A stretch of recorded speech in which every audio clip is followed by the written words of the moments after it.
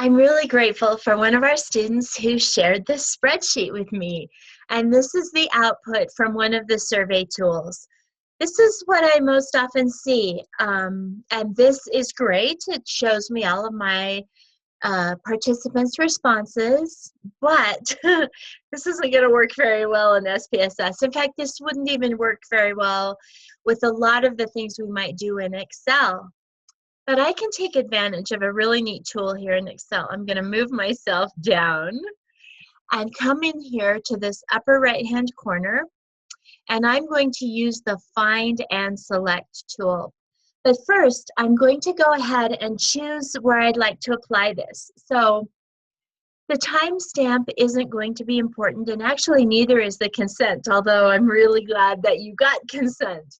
But what we're going to do is start with this first column that we're going to use in our analysis. And I'm going to highlight all the responses in this column. Look at this. It looks like we have got 48 responses. Fantastic. So what I'm going to do now that I've highlighted those is I'm going to find and replace. And so right here, if I click on replace, you can see in the upper right-hand corner, hopefully this is showing up in your video. When I click on replace, I get the find and the replace. And I've already typed in elementary school, and I've chosen to replace that with a 1. Now, I would recommend while you're doing this, make little notes because it is so easy to forget. You might come back later and think, oh boy, were my males a 1 or were my females a 1? And if you're making notes as you go along, then you'll be ready to create your code book. You'll be ready to label things in SPSS. So I'm going to replace all of my elementary schools with a 1. I click on replace all. There were 21 elementary schools, and now they're all the number 1. Makes sense then that I would do middle school as a number 2.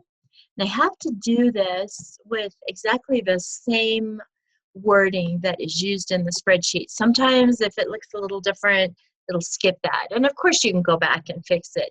Okay, elementary school, middle school with a 2. Make a note so you don't forget for later. And then, okay, there were 13 of those, and now I'm going to do high school, and I'm going to replace those with a 3. Okay. Okay, there we go. There were 14 high schools. So now if you look at this column of data, it's all ready to go. It's all ready to be copied and pasted into SPSS with my 1s for elementary school, my 2s for middle school, my 3s for high school. I'm going to close this for a minute. Let's look at something, maybe all of these columns. So I can actually highlight a big chunk. It looks like starting right here, all of my questions were asking about sometimes, always, never, often, and I can just highlight all of these and do them all at the same time. Looks like right here, okay? And now I can click on find and replace again, and I can replace all of my, usually it's good to replace the most negative option, so never, with the smallest number. And I'm going to make never a 1.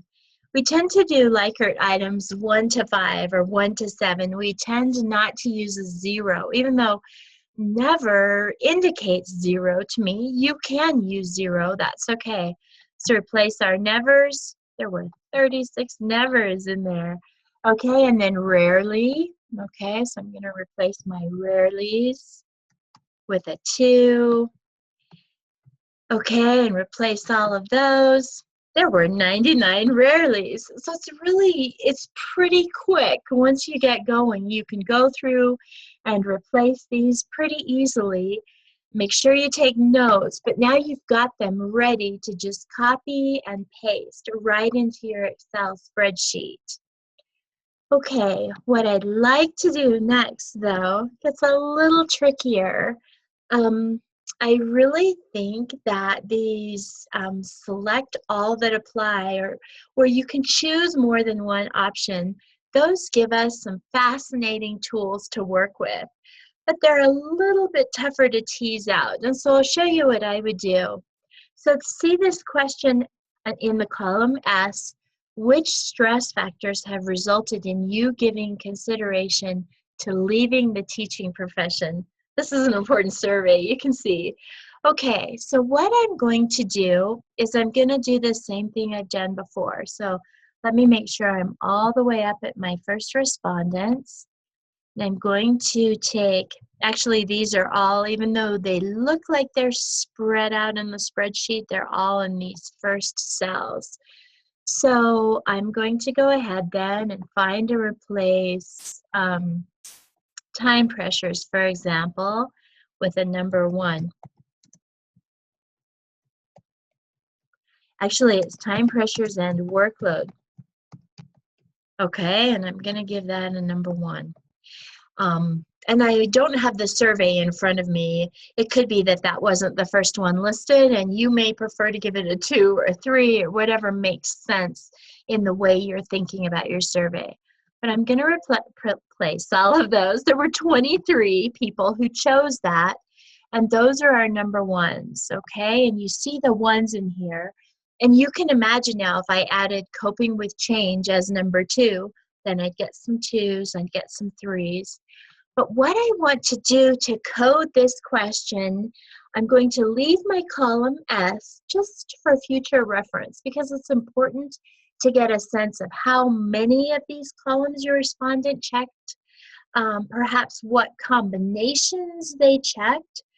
But also, I think it would be fun to be able to look at, of all the respondents who chose, for example, time pressures and workload, what was their mean? Just theirs.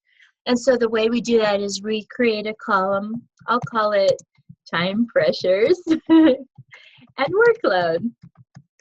You could even just call it 1, because what this is for every response of a 1 in column S.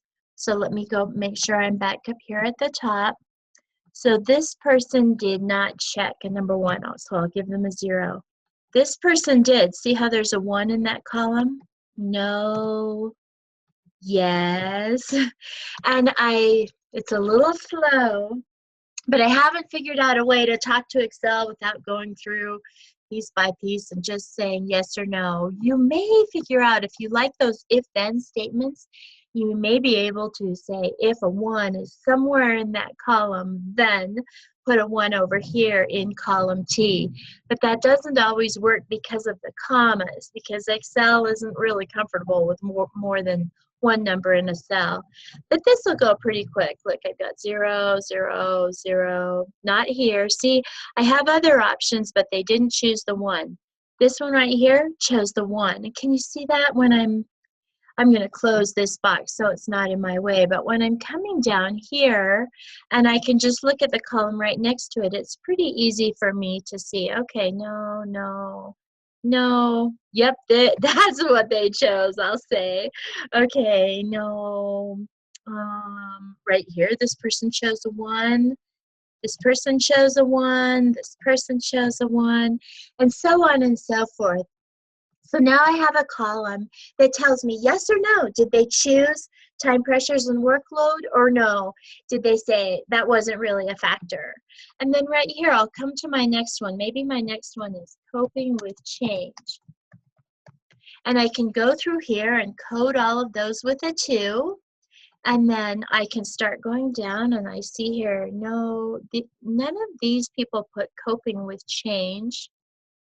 Until I get right here. See how this person has coping with change? So I put a 1 in with 0 again, and I can go down through the data. It'll take you a little bit of time, but what ends up happening is from that 1 question, you'll have as many variables as possibilities for response.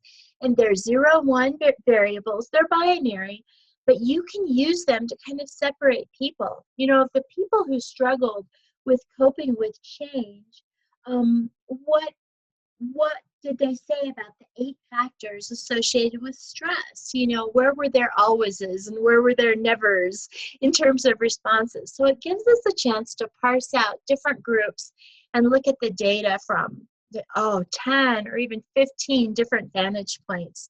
So that's what to do with the choose all that applies, spread it out into as many variables as there were choices. And then that's great. You'll have lots more to work with.